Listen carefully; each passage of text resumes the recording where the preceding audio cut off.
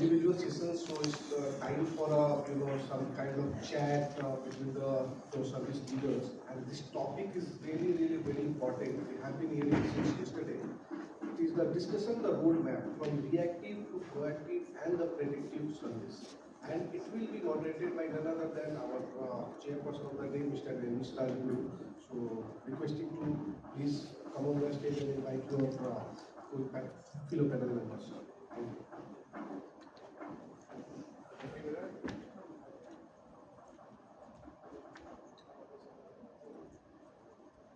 So may I invite Suhas.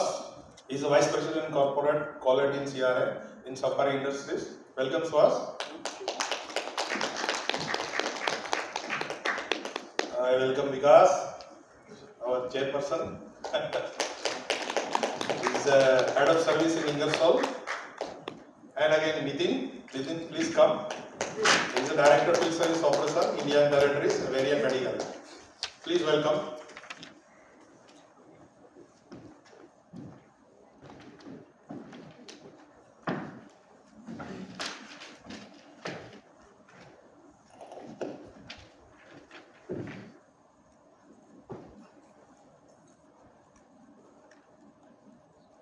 So welcome all of you, and I think the session is very interesting, and all people will have a good chance to go through again. And in fact, Vikas and Nitin both has a very interesting session on the same subject. So let's have more in a detailed discussion.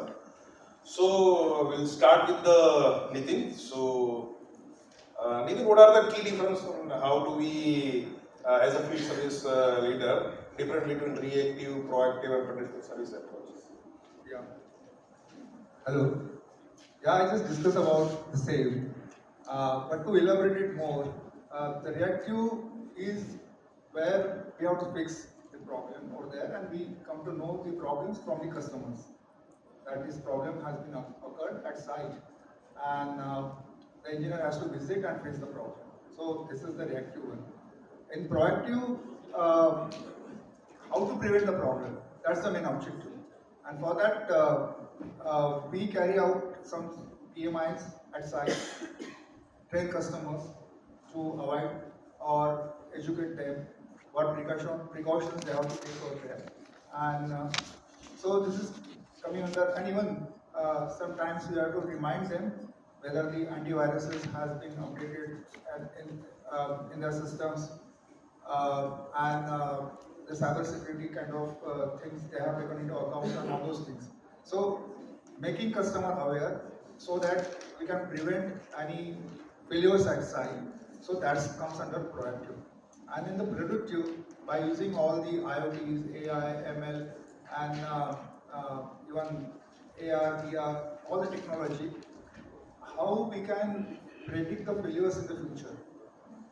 So these are the three main processes, and everything is important because reactive is also important because in case of unexpected failures, proactive is quite important in case of prevent any failures, and predictive to avoid and to understand what possibilities are there in the future, and we can take proactive steps to eliminate those possibilities. So all those three things are important and should be focused on. Thank you, thank you. So Suhas, what would be the benefit and how you can write this benefit of transiting from reactive and predictive services? Thank you very much. Let me introduce myself. Yes, please. My name is Suhas, basically B Mechanical, worked in Tata Group, ITC Group, and now VIP in Safari. Handle corporate quality and customer service, so that's my overall working area. Largely, automobile and customer facing work I have done. So a good part, last 10 years I spent in luggage industry, transforming luggage industry. You might call out my customers, okay, and the proactiveness, how to define. When I started interacting with the consumer, the challenge my customer service team was that each time the customer has to explain his problem to us. first, as you know, you shared, customer normally used to call to the call centers. And call center will ask, आपके पास warranty card है, आपने कौन सा product खरीदा है, then we'll tell, okay, आप इस दुकान में चले जाइए, आपको सर्विस मिलेगा. Then again customer will go to the same shop, again he will repeat the same story, आपके पास वारंटी कार्ड है, आपके पास इनवॉइस है, आपका कौन सा प्रोडक्ट है, अच्छा, फिर उसके बाद बोलेगा मैं कौन सा स्पेयर दूँ. So this story of, you know, reaction, the customer, know your customer, was very, very weak. And the TAT was unimaginable. It was 1 month. And the pain the customer was undergoing was tremendous because he has to keep repeating his story, keep repeating his product. And this is not a product where, you know, somebody is going home and giving service. He has to imagine where. So the definition of proactive has to be reframed and defined. Now that's what with this whole forum you are saying there is a lot of technology which is coming in, processes which are coming in.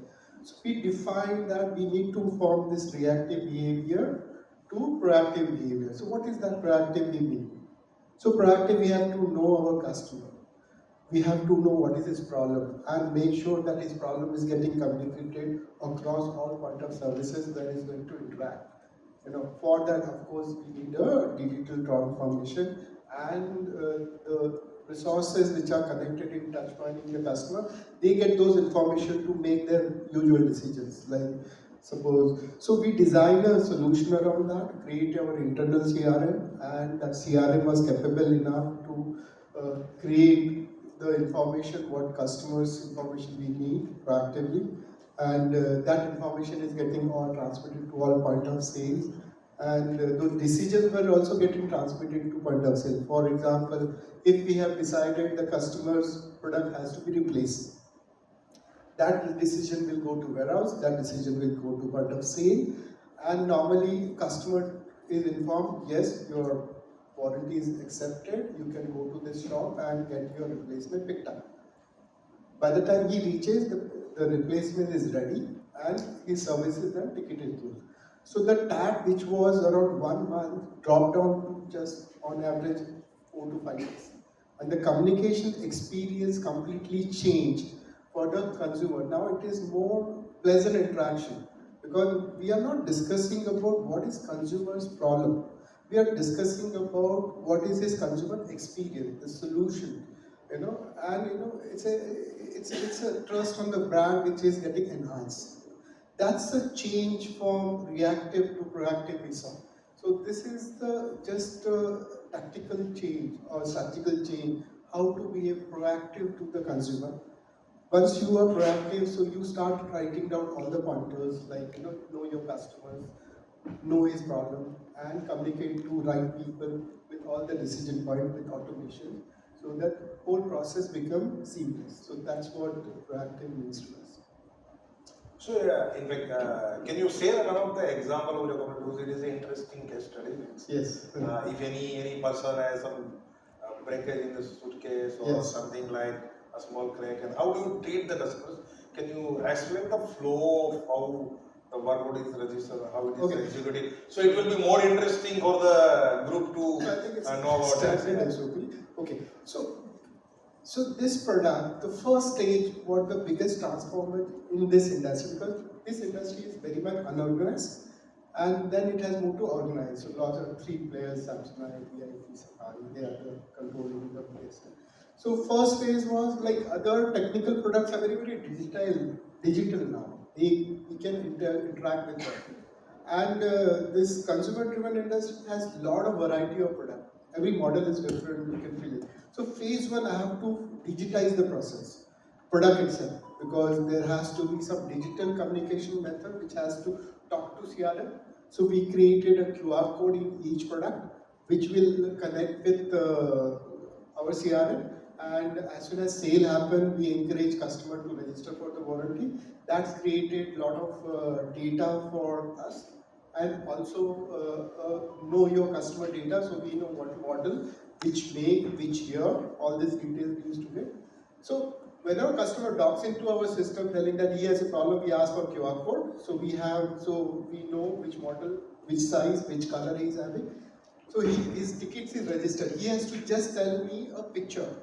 In our case, we need just a picture of the problem, whether which area is damaged, whether it's a shelf rack or lock issue, whatever consumer facing, is just send the picture of that picture of that issue. It gets uploaded into our system. It's a ticket-based system, just like what Symphony team has shared, where you can just upload the picture or share through WhatsApp or whatever methods currently available. And backend team is trained, and there is a lot of automation done. If this kind of issue comes, what is the resolution for that? The resolution is decided whether it should be serviced or replaced, and that workflow immediately goes to the, if it's a replacement, it goes to the POS, point of sale, respective sale and warehouses. Second, if it is to be repaired, it goes to the repair mechanic, which is having a visit. He plans a visit based on repair tickets. So every day he has to see, and we have, it's a standard structure based on the pin codes, the allocation of engineers that happened, and they plan their trip. So that's a typical process we follow. So it's and that helps us to monitor track every day. That system helps us to make sure that ticket closure is happening, the spare parts department flows the spare parts to that. So now it is very mature, stable system, and we are able to see, there are two key matrices what we drive. One is the response, with how quickly we are giving resolution to customers. So the matrix what we are driving is 5 hours. Within 5 years, my resolution has to happen, a decision has to happen for resolution. And for execution of the decisions, we are driving 5 days stack, which includes both repair and replacement. So within 5 days, we are able to resolve the customer. And during the whole, there is a transparency, visibility to the consumer. What is the status of ticket, where he has to visit, that person contact number is going, shop address is going. So it's more proactive. Whatever information he has to ask to solve his problem, he's getting those information. That's how the whole solution is designed. And it's very, so our call, it's very interesting to see similar behavior what he has shared, where we see huge drop in our calls. It is more now self-service, and the experience creation is very positive. So that is the behavior. And also, all this data has helped us to do a lot of analytics back end and create a secondary set. Very interesting. I think it's a 5 plus 5. So 5 hours is a response time, and 5 days is the resolution time. So that very nice concept. 5 times. So in that, may I ask you, can you give some example of industry which have demonstrated proactive to reactive and the success story? I think you have already said some of the details, but if you take a chance to say something more on successfully transition of proactive and reactive service. Thank you, sir, for that question. I think I mentioned in my presentation that this would primarily be the priority for those companies who have very critical equipment installed at the customer sites. I mean, I can think of, for example, my previous organization, UBB, in fact, the current one also. And if I look at the audience right now, I mean, Tetra Pak also would be one of the company which would be actually be doing this transition, or already have done this transition. Why I'm saying so is that the criticality of your equipment in the production process defines your service approaches also. I mean, a company which produces, for example, say plastic products like a mug, for example, it might not matter with those companies a lot. But then, if I take, for example, Tetra Pak, now they are in the packaging industry, and a packaging company, if the equipment stops working for, say, for example, an hour or so, Mr. Anand Limai is not here, but then if I remember correctly, that they have systems installed at customer sites wherein they package thousands of, the toothpaste which is being manufactured, they produce the packaging of those, and it is done in thousands in an hour. Imagine if the systems are down for 1 hour. I mean, it will spell a disaster.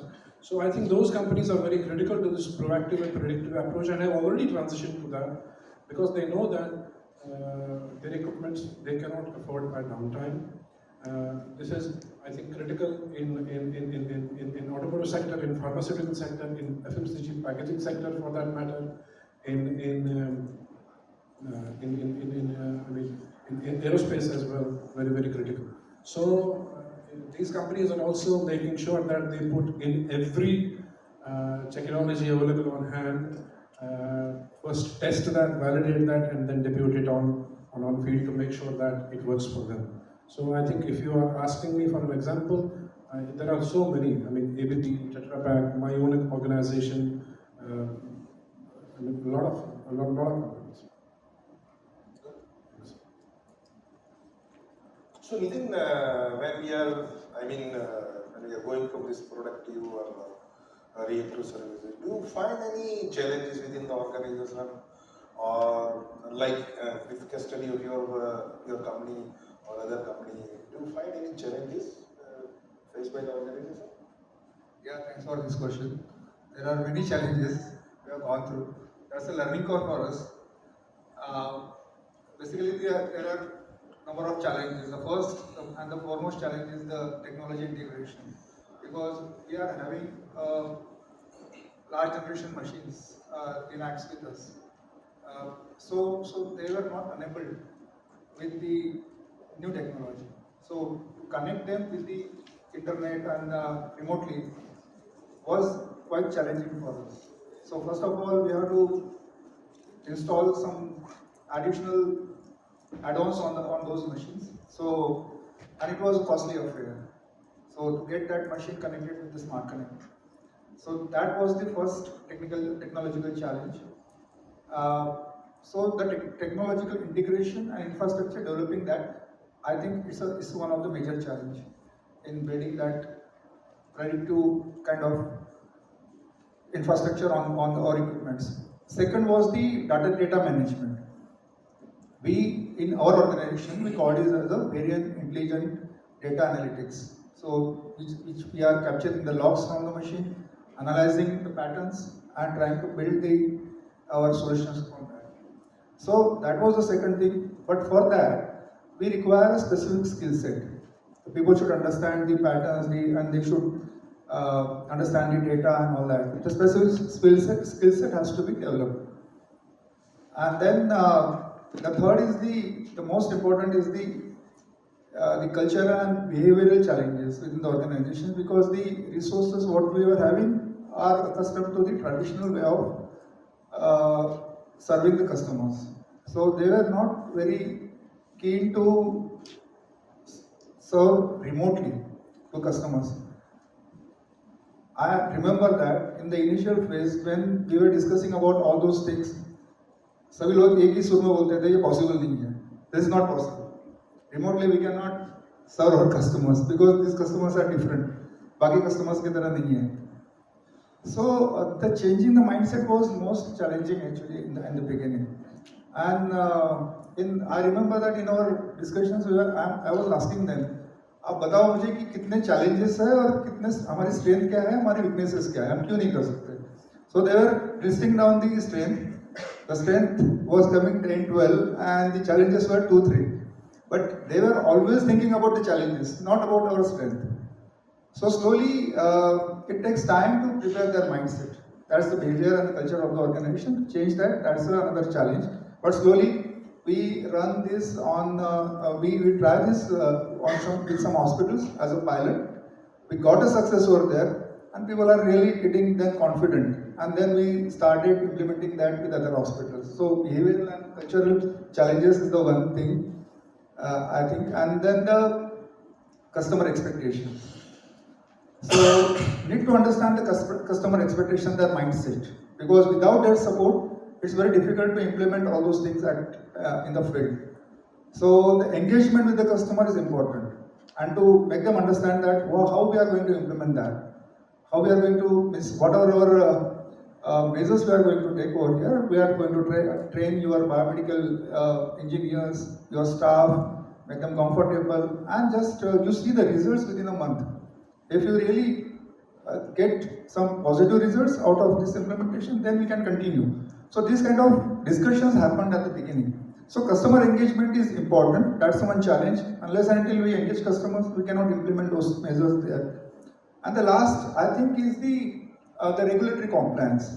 Because as we are working in the specific field, so there the data privacy about patients and all that is the paramount thing to be considered. And so the regulatory compliance has to be taken into account. So that's one challenge. We have to mitigate that risk also in the beginning. So I think actually these are all the things. I cannot say that's a challenge, but these are the things to be considered in implementing all those things in the field.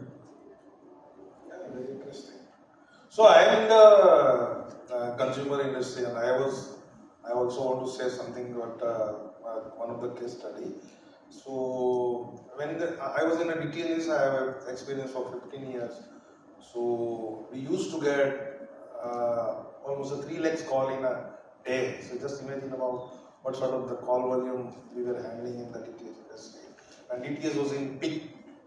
So one of the thought of that, every year when we are adding a subscriber, there are new type of queries are coming. So how to handle this? So we have analyzed that every call coming in the call center should be segregated in a type of query. So most of queries coming from the DTS industry is that what is my balance and where I have to recharge this. So proactively we have started sending SMS to customer that is in due date, and you can recharge, where you can recharge, which is the nearest spot. So over a period of time that query is reduced. Secondly, we have started the IVR whenever the customer is calling, the first answer, because it was the top priority query. So we have started answer that your balance is so and so, it will be expired with so and so date, and you will be recharged whatever the medium is there. So it will reduce. Then another is that most of customer find their some of the channels are missing. So what is happened when he is calling to the call center, the call agent doing some troubleshooting. So it is nothing but to send one command, which is a hit to the satellite, and satellite sends the signals to resolve the problem. So we have again started working on that. On the second answer on the query, if it is a balance, key one. If it is related to your channel is missing, it is a query number 2. So automatically the job which is being done by the call agent, it is being automatically triggered to the IVR. So we have reduced the query from 3 lakhs to almost day by day, over a period of time, we have reduced this query to 70 to 80 lakhs in a 70 to 80,000 in a day. So just imagine about then you are spending 15 to 16 rupees per call of handling one customer over the telephone. If you are resolving the query over the IVR, over the SMS, how it reduces the cost. So the data and technology can always be useful to the predictive service. So being a consumer expert, what is your view on that and how data and technology can be useful? How and when to begin? Like in DTS, we have started thinking of that. Spending money on the call center over a period of time, it doesn't make any sense because it's always a cost center. So how to reduce that? How to use this technology? I fully agree with you. Because if you see the consumer get very distressed if the product is not working or giving experience with as he purchases that, and he want to immediately connect with us and get a resolution. So rightly, that's an opportunity. You have given a good example. It's all this data is a gold mine for us. Okay, it's really help us to become proactive, analytical, and other things. So we get a lot of insight in terms of what customer is facing problem. And since I'm handling a lot of value chain, like I'm handling quality, so I'm quite involved in NPD. So I also added the serviceability of the product and also the functionality, reliability. Those are all the attributes I review. So just to give an example, when customer failures are happening, we are seeing certain pattern that okay, this particular product is failing in this kind of behavior, this kind of usage pattern. So we are designed that particular solution for that product so that the weight carry capacity goes up or the technology what we are using. And this is all insight from the pictures and the data what we are getting from the consumer complaints. Or we are setting certain places the cracks are happening or shell is breaking. So we know which part of the product has to be strengthened. So we work with engineering and get the shell right, get the stitching presses right. So that's how this one of the way analytics is helping in backend work on the products. Okay. So our product return percentage has really dropped down. Just to give a figure in our industry, on average, consumer industry works 3% market return percentage. That is average. So we are less than 0.5%. That's how product improvement and connecting. So very rare. So out of 0.5, 50% is usage issue, the airline handling damages or abuse usage and other things. So this is how this analytics has helped us to create a functional, reliable product. Now this is about backend. The front end, it is helping us to, the analytics is helping us to understand one secondary sale pattern. So this is, our industry is very, very distributed. We have many channels, you will agree. So we have trade, we have modern retail, we have CAC canteens, we have institutional sales, we have online purchase. So all behaviors are different with different channels. So how to create an omni experience. So typically earlier we were facing, e-com or trade is having faint point. आप तो online ले लेते हो, सस्ता ले लेते हो, अभी service के लिए मेरे पास क्यों आए? So trade वाला बोलेगा तो इसलिए तो हम सस्ता नहीं बेचते हैं. So product is same, the brand is same, and they वो बोलते हैं कि e-com में खराब माल बेचते हैं, इसलिए आपको सर्विस लेना पड़ता है. आप हमसे लेते हैं तो ये. So all kind of stories are there. So this cultural change, how to change, because ultimately he's a customer for our brand, and I have to create a uniform experience across channels, whether he's buying from e-com, whether he's buying from trade channels, or whether he's buying from gifting segments. So this analytics again help us to give confidence and create experience. So this is that we are telling to our physical partners, which is trade partner, that this is actually helping us to improve the walk-ins. You are getting an opportunity to interact with the customer when he's coming for service. Do a upgrade to him, do a cross-selling to him, and since we are having a QR code digitization, so we know what is the selling pattern. So that data of that customer is already available. He has bought a one particular product. For example, typically any customer buys backpack and trolley cases. So if you know he only bought trolley case, you have opportunity to upgrade him to backpack. Or its warranty is about to finish, so it's a opportunity to upgrade it, and then आपका product को warranty करेंगे, अब नया model आया, आप क्यों नहीं upgrade होते? So all this data is on there. This data is available so easily to all point of sale. At mobile, we have made it available through various apps and other things. So this analytics is helping us for cross-selling and upselling of the customer. Second, this analytics is also giving a lot of insight to our marketing and product development team to understand the color pattern. Like if you go to south, the color particularly doesn't go well is red. If you go to east, the black color behavior is different. If you go to north, we have very gizmo colors we want. So it's really help us to create a good seasonal portfolio of the colors what we are offering to the consumer. Also it give me age-wise product or segment-wise product consumer behavior. What is the taste? Because now all the luggage industry has become a fashion industry. It is very, very accessorized now. You want matching backpack and carry case. So it has to be adapted to that. It's not a travel solution now, it's a fashion solution now.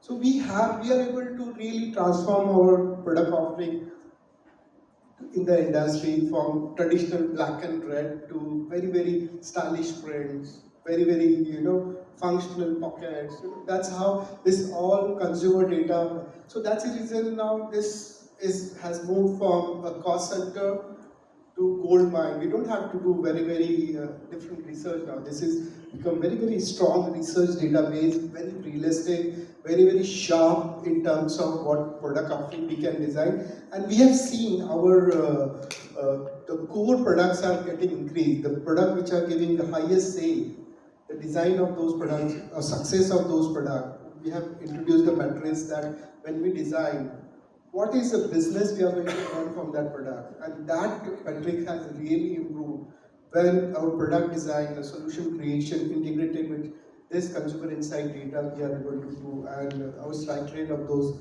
has really gone up. So that's I think this analytics is gold mine. So that's in short. Sorry, taking too much time. No, it's interesting. And when you are making any change, there is always a challenge, not from the peers, subordinates, even from the top management also. Just I discuss about that our DTH case. So when we have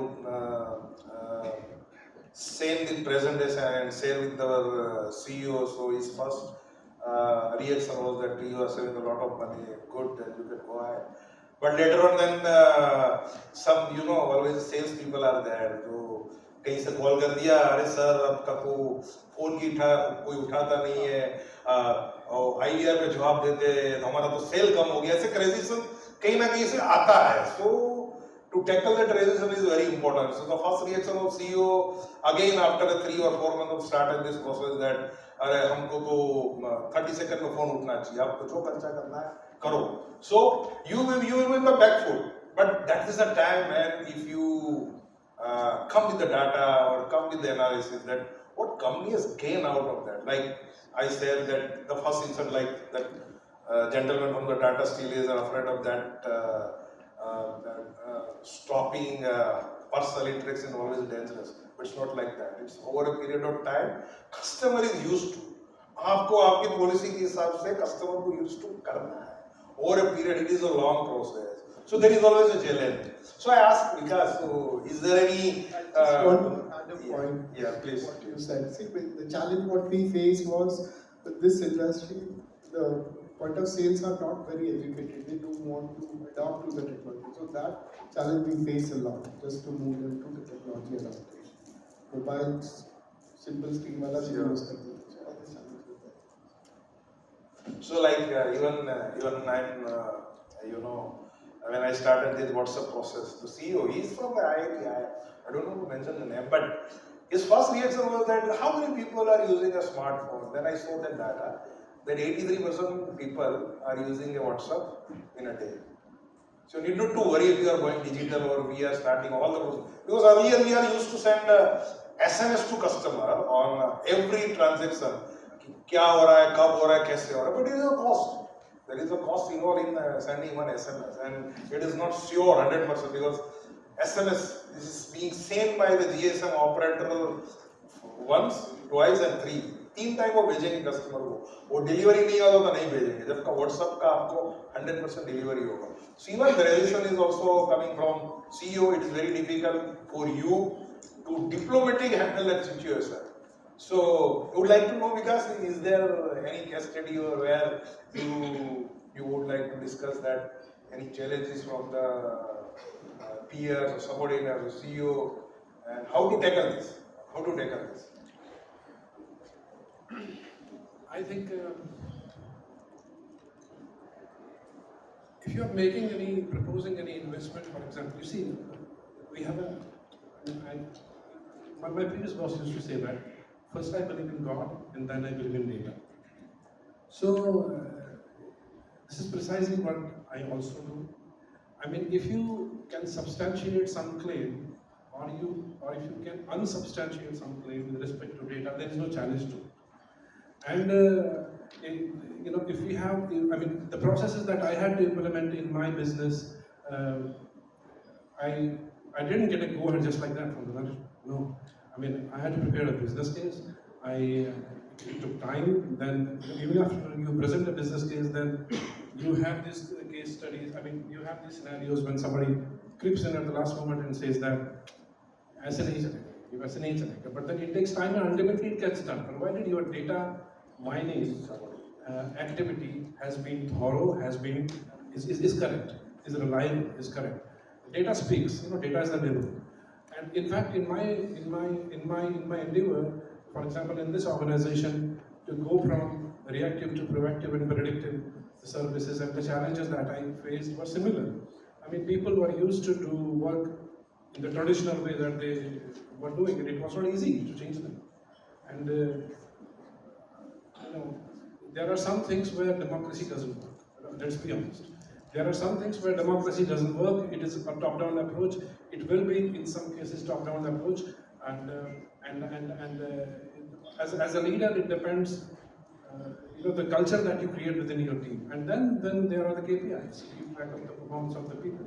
Either be in the flow of the river, or you get out of the flow. This is what it is. I mean, you can change some people, you cannot, and it's not your job to for example, to be responsible for everybody changing or not. I mean, people are mature enough as adults, professionals, and you have to align yourself in the way the organization wants you to.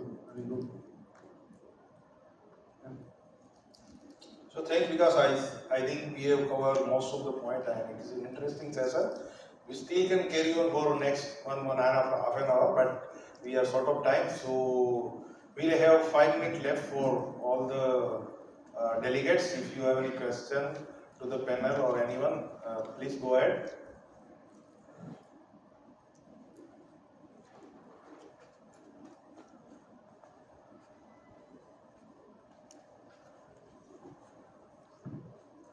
Yes, thank you very much for this nice session. I'm Pandey from Dana Spicer. Dana Spicer is basically automobile company, gearbox and axle manufacturer. This reactive support, service support, and the proactive, that's okay. But we comes with one more third point was for the predictive. Yes. So in auto industry, if you go for the predictive, and yes, any machine or any axle transmission come to us and we are repairing and saying, okay, next time आपका gear टूट जाएगा, आपकी brake fail हो जाएगी, it's the kind of predictive. Then how the establish any confidence to our customer in our product. That's any question. So this is something maybe auto industry is predictive will work or not. That's my So if I understand your question correctly, you're saying that in an auto industry, say for example, the components or the parts that you produce, how would predictive analysis work in case of, say for example, mechanical parts? Correct? yeah. Okay. If you go back to my presentation, I think it was in the IoT slide that I mentioned that predictive analysis would work if you have chosen, identified, required, requisite sensors which do that job. See, for example, for over temperature, I will have thermistor, which can give me the over temperature.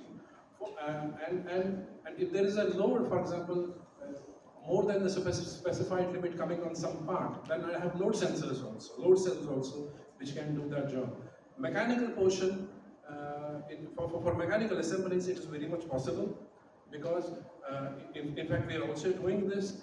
There is nothing, I mean, every equipment that you see in the field is electromechanical. There is nothing other than the boards and PCBs, whatever equipment that you see, electromechanical in nature. Predictive analysis is possible for them as well.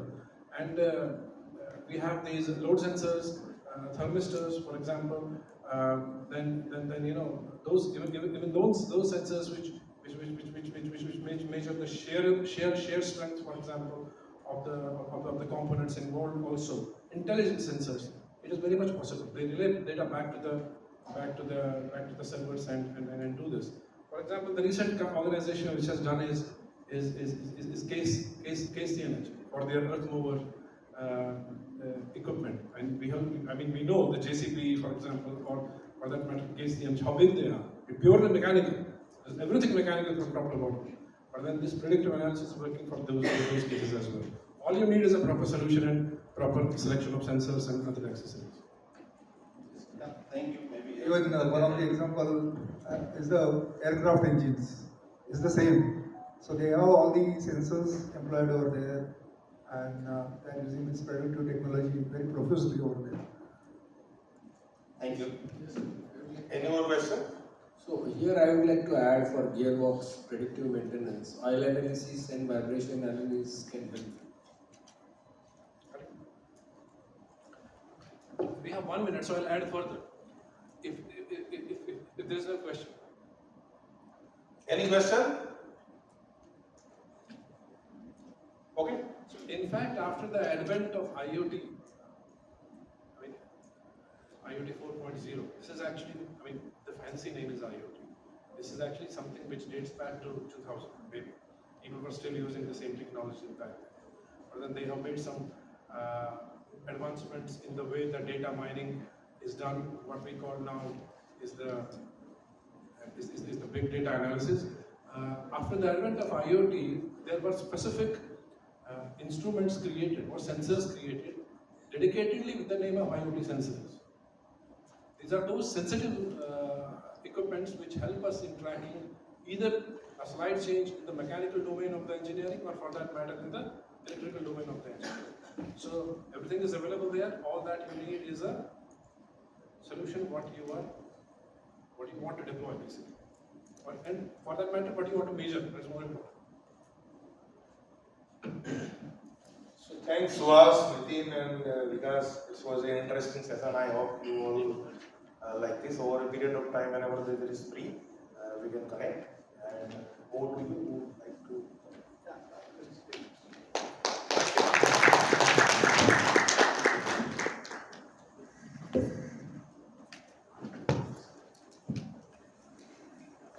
So there is a विकास ने हमको दिया था, हम विकास को appreciate करें.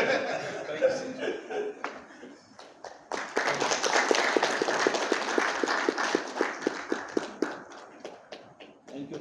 Thank you. And again, Diti, please.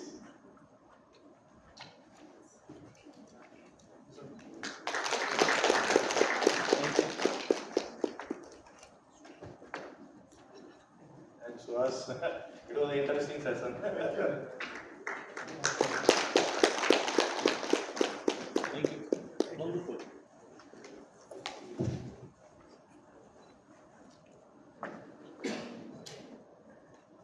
Wait, hold on. Thank you. Thank you.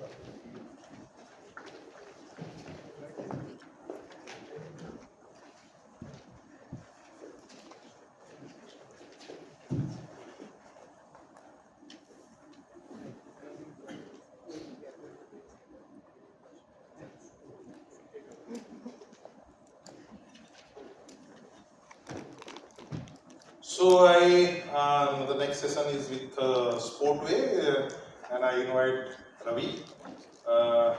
So welcome Ravi, and Ravi was a director in Google, co-founded Google Maps team, a patent holder in geodata management and expert location-based service having built Google Maps for over 100 countries. He also pioneered the crowdsourcing effort in Google Maps, and at the founding team, he was heading emerging market team at Google in Zurich, Switzerland, before starting up as Sportway. Welcome, Ravi. Nice meeting.